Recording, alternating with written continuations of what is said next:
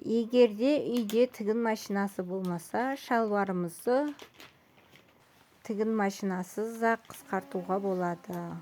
Ол үшін бізге паутинка ғана керек.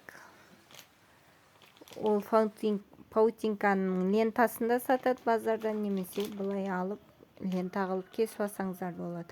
Осылай қолмен көктеп аламыз шалбардың балағымызға.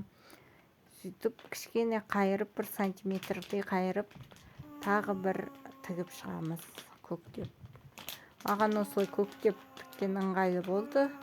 Қазір үтік басқанға ыңғайлы.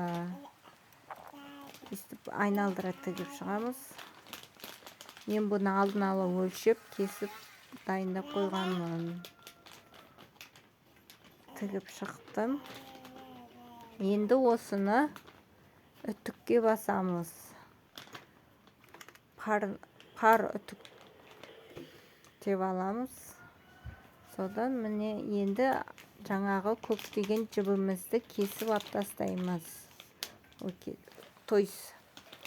Үзіп алып тастаймыз. Сөгіп. Қалай айтылады өзі. Вот осыны шалбарымыз дайын. Мен трикотаж мата тігілуі қиын болғандықтан да осылай қолмен қайырып алсаңыздар болады. Сыртында білінбейді, әп-әдемі болып шығады. Тігіп алыңыздар, істеп алыңыздар осылай.